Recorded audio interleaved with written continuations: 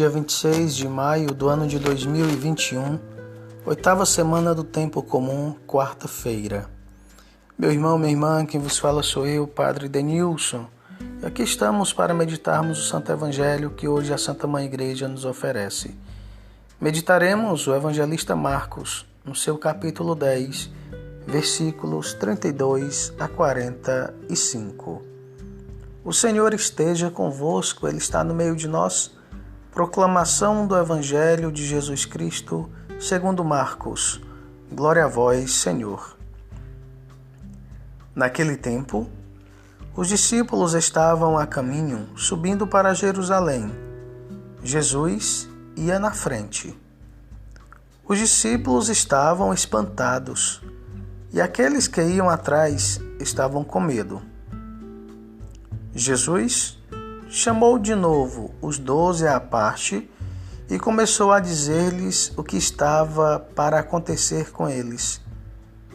Eis que estamos subindo para Jerusalém, e o Filho do Homem vai ser entregue aos sumos sacerdotes e aos doutores da lei.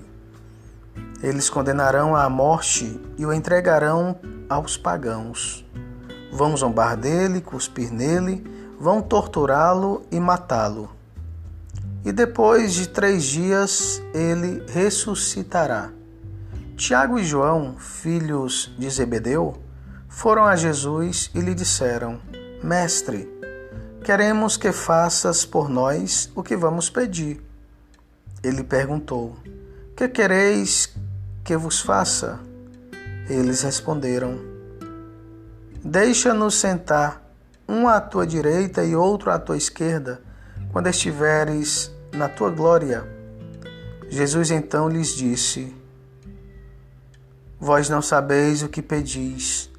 Por acaso podeis beber o cálice que eu vou beber? Podeis ser batizados com o batismo que vou receber? Eles responderam: Podemos. E ele lhes disse: Vós bebereis o cálice que eu devo beber e sereis batizados com o batismo que eu devo ser batizado. Mas não depende de mim conceder o lugar à minha direita ou à minha esquerda. É para aqueles a quem foi reservado. Quando os outros 10 discípulos ouviram isso, indignaram-se com Tiago e João.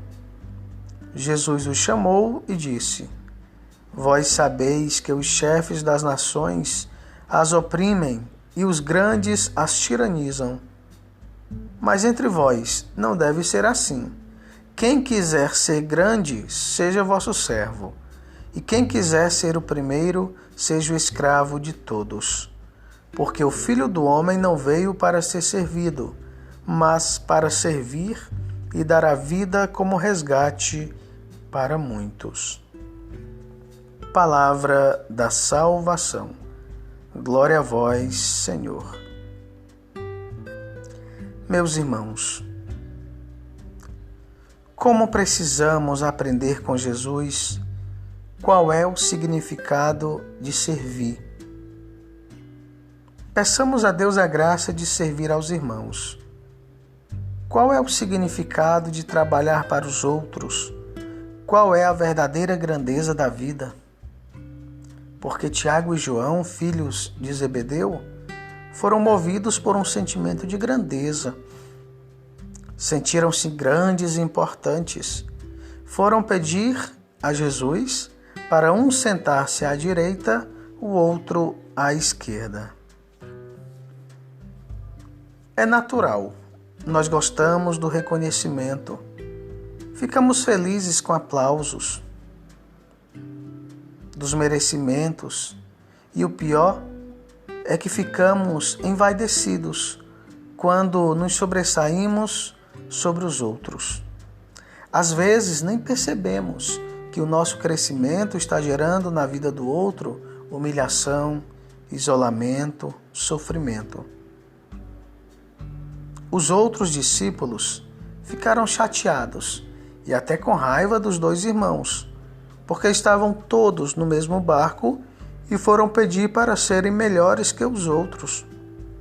O Mestre, Jesus, não se deixou levar pela discussão. acalmou o coração e explicou qual era o sentido verdadeiro da missão, no que consiste segui-lo, no que consiste servir. No mundo, os grandes chefes, eles têm essa atitude de opressão, eles oprimem, tiranizam e colocam-se acima dos outros. Mas entre nós, jamais deve ser assim. Entre nós há aquele que é chamado para uma função que exige mais responsabilidade. Porque entre nós deve ter aquele que é o pai, aquele que é a mãe, aquele que é o chefe, aquele que é o líder. O que é o líder para Jesus? Para ele, é o servidor. É aquele que está fazendo o trabalho de lavar os pés dos seus irmãos. Não podemos ter na igreja entre nós a mentalidade mundana, porque existem os grandes e os importantes do mundo. O mundo segue sua mentalidade, mas aqueles que são discípulos de Jesus, não. Quem sente um chamado à liderança precisa aprender que ser líder é servir. Quem sente um chamado a estar à frente precisa saber que estar à frente para cuidar bem dos outros. E não somente de si mesmo para se envaidecer, é para fazer bem aos outros. Como o mundo de hoje carece de verdadeiros servos, de verdadeiros servidores, de pessoas que realmente se coloquem à disposição para serem escravos de todos.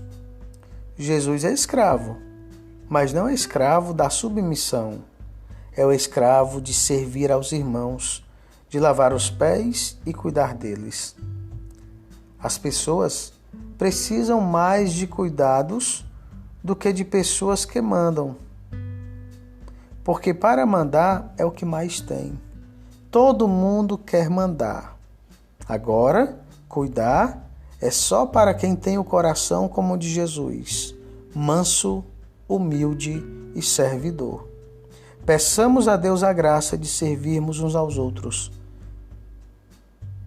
Não se limite em fazer o bem. Pratique a caridade. Ajude os necessitados. Olhe para aqueles que mais precisam.